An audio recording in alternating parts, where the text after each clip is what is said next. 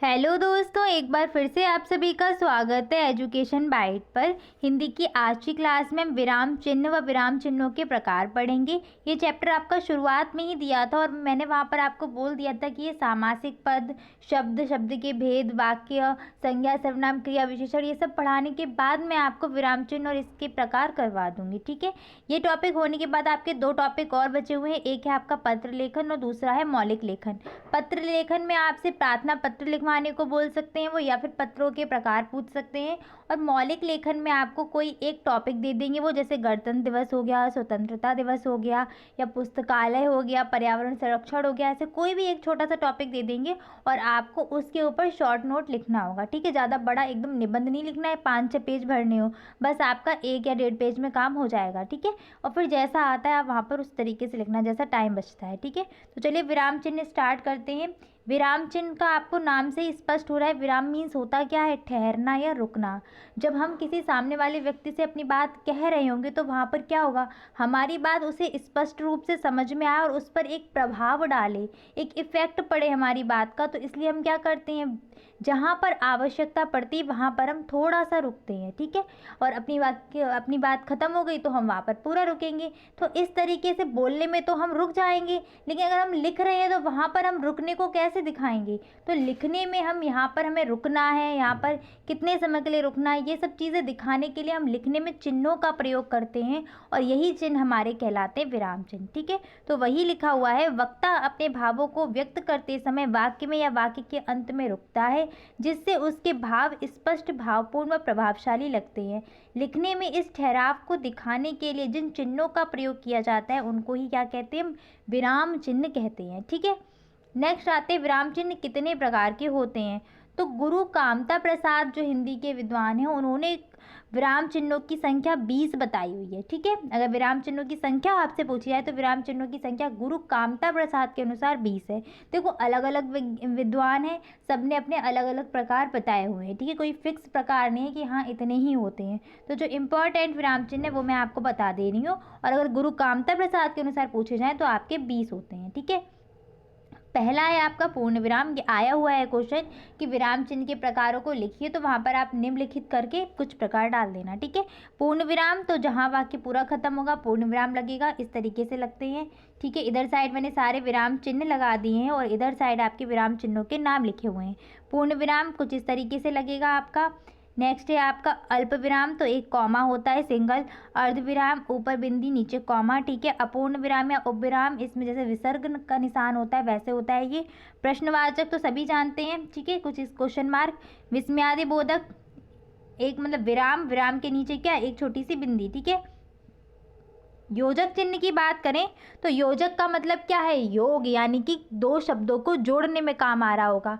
योजक और निदेशक चिन्ह में क्या अंतर है, निदेशक चिन्ह को हम डैश भी बोलते हैं। ठीक है, निदेशक चिन्ह बड़ा होगा, देखिए आपको दिख रहा है ना ये बड़ा, और योजक चिन्ह निदेशक से छोटा होता है, इस चीज़ को ध्यान रखिएगा।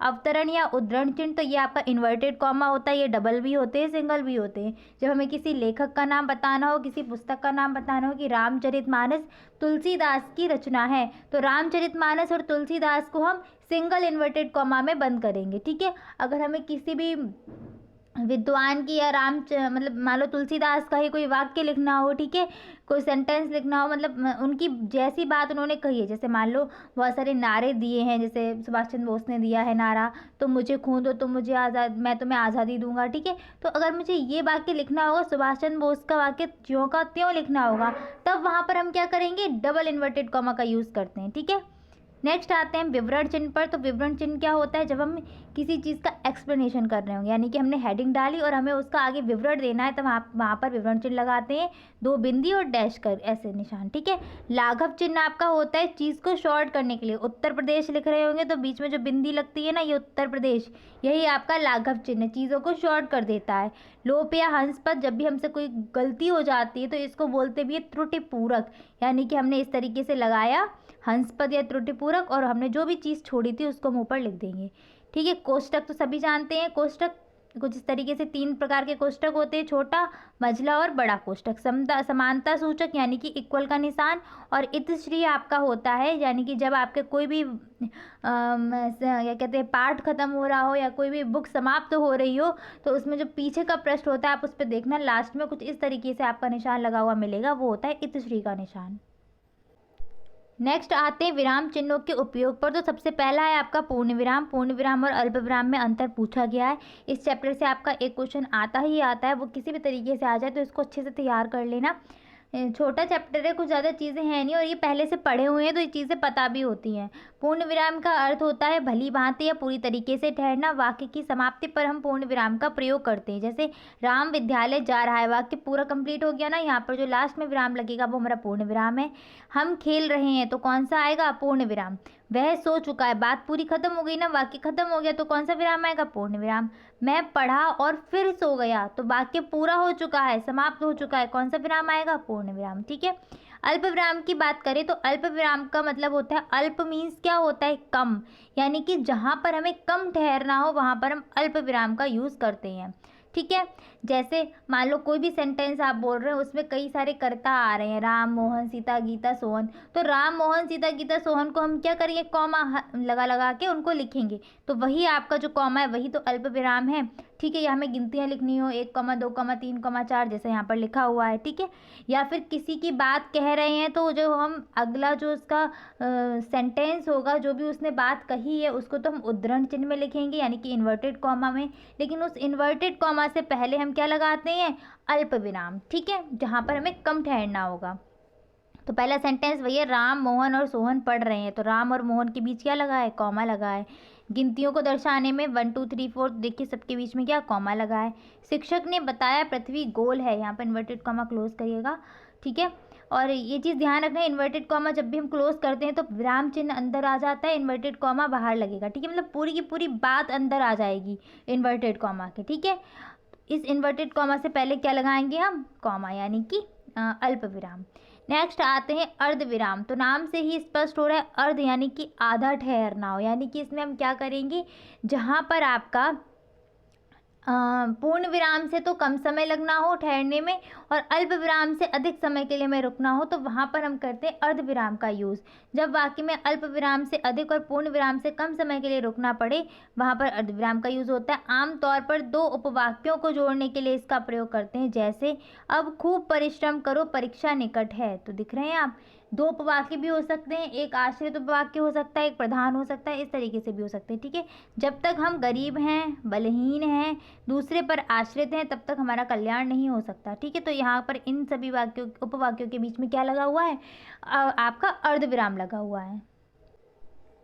नेक्स्ट आते हैं हम प्रश्नवाचक चिन्ह पर। तो प्रश्नवाचक चिन्ह क्या है आपका? Question mark. ठीक है। नाम से ही क्लियर है, ये चीज़ें आपकी जो हिंदी में जो भी चीज़ें दी गई हैं, प्रकार वगैरह, ये सब अपने नाम से ही बताते हैं कि हमारे अंदर आखिर होगा क्या। तो प्रश्नवाचक चिन्ह में क्या होगा? प्रश्न पूछने का सेंस निकल रहा होगा वाक्य में। जब भी प्रश्न पूछने का सेंस आएगा तो वहाँ पर आपका किसका चिन्ह, कौन सा चिन्ह आएगा? प्रश्नवाचक चिन्ह आएगा। जैसे तुम क्या कर रहे हो, प्रश्न पूछा जा रहा है ना। वह आगरा कब जा रहा है, तो देखिए प्रश्नवाचक चिन्ह आ रहा है। तुम कहाँ रहते हो, यानी कि प्रश्नवाचक चिन्ह। जिन वाक्यों के अंत में, जिन वाक्यों में कोई प्रश्न पूछा जाता है, उन वाक्यों के अंत में किसका यूज़ करेंगे? प्रश्नवाचक चिन्ह का यूज़ करेंगे। ठीक है। नेक्स्ट आते हैं विस्मयादि बोधक चिन्ह। तो जब वाक्य में हर्ष, शोक, भय, चिंता और आश्चर्य आदि के भावों को प्रकट किया जा रहा हो, तो वहाँ पर आपका कौन सा चिन्ह आता है? विस्मयादि बोधक चिन्ह आता है। ठीक है। आश्चर्य की बात हो रही हो, हर्ष हो रहा हो या फिर दुख हो रहा हो। ठीक है। ओ, आह, कुछ ऐसे वर्ड जो आते हैं ना, ऐसे आह बहुत बुरा हुआ, ओह बहुत बुरा हुआ। ठीक है। वाह कितना सुंदर फूल है। ठीक है। ऐसे जो है मतलब आश्चर्यचकित हो जाओ, वाह कितना सुंदर दृश्य है। ठीक है। तो ये जो है आपके विस्मयादि बोधक, यानी कि आपको एकदम से शॉक कर देते हैं, कुछ चीज़ें ऐसी होती तो उनके आगे आप किसका यूज़ करेंगे? विस्मयादि बोधक चिन्ह का। ठीक है। जैसे फर्स्ट आपका है, वह कितना सुंदर फूल है, हे ईश्वर सभी का कल्याण करो। अच्छा, जब हम किसी की कामना करते हैं किसी अच्छी चीज़ के लिए, तब भी हम किसका यूज़ करते हैं? विस्मयादि बोधक चिन्ह का। ठीक है। भगवान आपको लंबी आयु दे, हे ईश्वर इसको लंबी आयु दे। तो इस तरीके से जब हम वहाँ पर यूज़ कर रहे होंगे तो वहाँ पे आपका किसका यूज़ होगा? विस्मयादि बोधक चिन्ह का होगा। या फिर संबोधन के साथ, ठीक है, हे राम सबका कल्याण करो, तो भी वहाँ क्या होगा?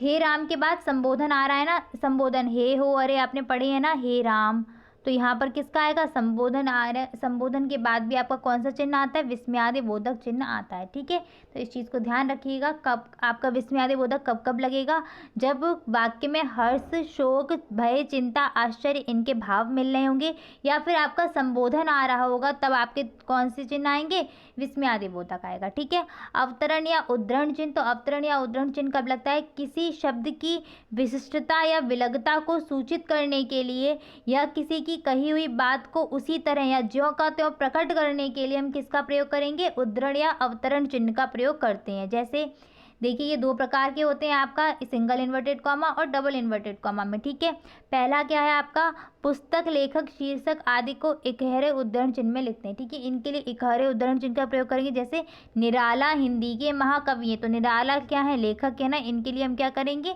इकहरे उद्धरण चिन्ह का प्रयोग करेंगे। अब मान लीजिए किसी विद्वान या पुस्तक अवतरण में लिखा हुआ कोई वाक्य है, उसको हम ज्यों का त्यों लिखेंगे, तब हम किसका यूज़ करेंगे, डबल उद्धरण चिन्ह का, यानी कि दोहरे उद्धरण चिन्ह का।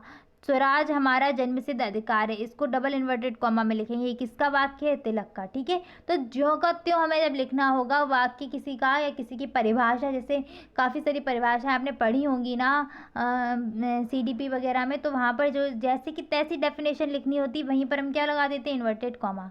ठीक है, नेक्स्ट है आपका निदेशक चिन्ह यानी कि डैश। तो निदेशक चिन्ह क्या होता है, यह योजक चिन्ह से बड़ा होता है, बड़ा निशान लगेगा, योजक आपका छोटा होता है। ठीक है, जहां हमें उदाहरण देना हो, जैसे हम उदाहरण के बाद लगाते हैं, तो वो हमारा क्या होता है, निदेशक चिन्ह होता है।